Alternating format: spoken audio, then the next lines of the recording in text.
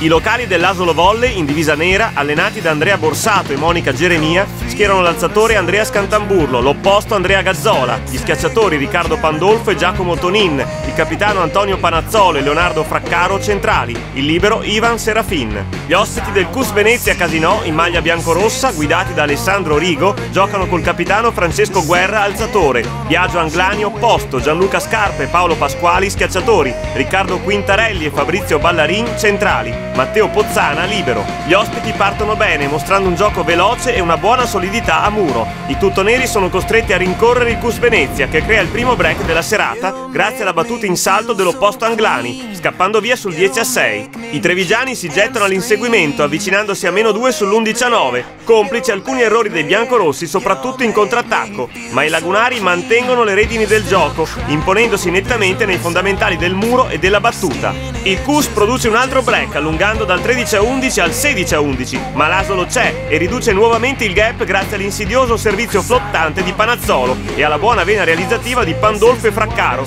tornando sotto sul 18-16 per gli ospiti. L'alzatore biancorosso Guerra distribuisce sapientemente palloni per bande e centrali, che vanno a segno impedendo ai tuttoneri di annullare il distacco. L'opposto Gazzola realizza il 19° e ultimo punto per Asolo, dato che il CUS Venezia replica col diagonale vincente dell'esuberante Gianluca Scarpa e col muro punto di Quintarelli su Panazzolo. Poi l'attacco in rete di Tonin chiude il primo set sul 25-19 per gli ospiti.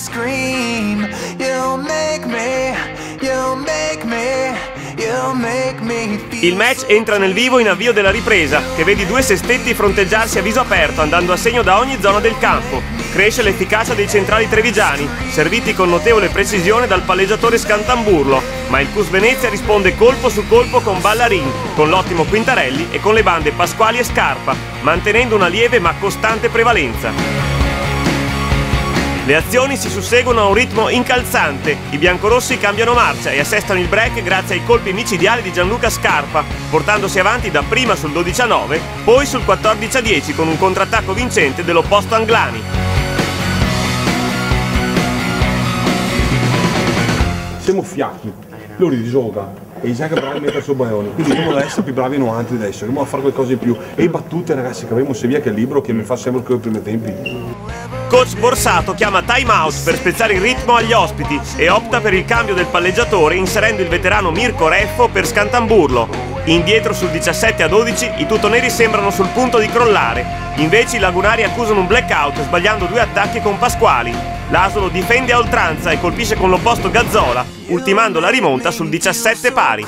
Finale spettacolare con grande agonismo in campo. I locali si esaltano in difesa e si avvantaggiano sul 22-19, passando ancora con Gazzola e Danilo Merlo, subentrato a Tonin. Scarpa riporta gli ospiti sul 22 pari, ma l'Asolo trova lo sprint vincente conquistando il secondo set col mani fuori di Merlo e col muro punto di Capitan Panazzolo su Scarpa. Andrea Borsato conferma l'esperto palleggiatore Mirko Reffo, classe 70, al posto di Scantamburlo. La gara si mantiene equilibrata e gioco piacevole. I palleggiatori sfruttano la confidenza coi centrali, servendoli spesso e bene. Nel CUS Venezia l'opposto Pierfilippo Trevisan subentra a Biagio Anglani. Il terzo set vede le squadre a stretto contatto fino al 7 pari, quando i biancorossi danno il primo strappo infilando un break di 3 punti grazie a due errori dei locali e a un fortunoso ace di Quintarelli. Il CUS Venezia dimostra di avere maggior concretezza in fase di contrattacco, sostenuto dalle buone performance delle bande, in particolare di Paolo Pasquali, che attraversa il momento migliore della serata. Un paio di ricezioni errate complicano ulteriormente le cose ad Asolo, che viene staccato sul 14-10. I tuttoneri reagiscono in tempo e, aiutati anche da un leggero rilassamento dei lagunari, risalgono la china grazie ai punti di Merlo, Gazzola e Panazzolo, riaprendo la partita sul 17-16. Ma il solido muro biancorosso e un contrattacco errato di Gazzola rilanciano i veneziani sul 20-17. Gli ospiti effettuano con regolarità il cambio palla grazie al prezioso apporto dell'opposto Trevisan e del centrale Quintarelli, che firma il set point per il CUS Venezia con un muro vincente.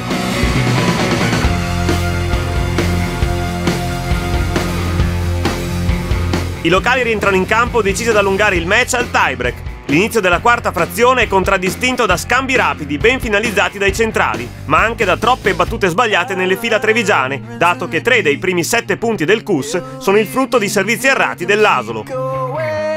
I ragazzi di Andrea Borsato sembrano poter reggere il ritmo dei veneziani, restando in scia fino all'8 pari, quando cedono improvvisamente subendo un pesantissimo break di 7 punti che taglia letteralmente le gambe ai trevigiani. Gazzola e Merlo sono bloccati dal muro bianco-rosso e i micidiali contrattacchi di Pasquali non danno scampo alla difesa locale, grazie alle precise alzate di Francesco Guerra, che smarca la banda numero 10 mandando in crisi il muro tutto nero. Coach Borsato fa rientrare l'alzatore Scantamburlo al posto di Reffo, ma per gli ospiti avanti sul 16-10 la strada ormai è tutta in discesa. I veneziani gestiscono tranquillamente il vantaggio, incrementandolo ulteriormente sul 20-12, mentre l'Asolo svanisce, sbagliando ancora in ricezione. Gianluca Scarpa inchioda un bolide nel campo trevigiano, poi altri errori dei tuttoneri proiettano sul 24-17 il Cus Venezia, che fa suo l'incontro col mani fuori dell'ottimo Paolo Pasquali.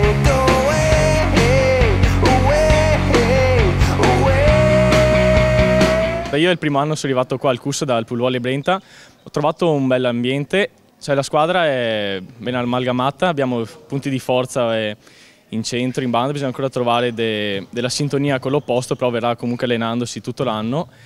L'obiettivo comunque è cercare di non buttare via partite per errori nostri, cioè facendo così potremo anche toglierci delle belle soddisfazioni in quest'anno e arrivare ben in alto in classifica. Noi stiamo puntando sin dall'inizio del campionato molto sulla difesa e la battuta, visto che in attacco magari paghiamo un po' rispetto ad altre squadre più organizzate. Vediamo che in questa serie, in questa categoria, difendendo, rigiocando e limitando gli errori si riesce a portare a casa qualche risultato, comunque a giocarcela con quasi tutte le squadre. Dobbiamo lavorare tanto, dobbiamo essere sempre più uniti e penso che le nostre soddisfazioni più avanti ce le togliamo. Una delle cose che dobbiamo migliorare per comunque ottenere dei migliori risultati è sicuramente la difesa, perché comunque è un nostro punto di forza, e anche la battuta, in quanto secondo me comunque la battuta è il primo attacco che una squadra ha comunque la possibilità di giocare.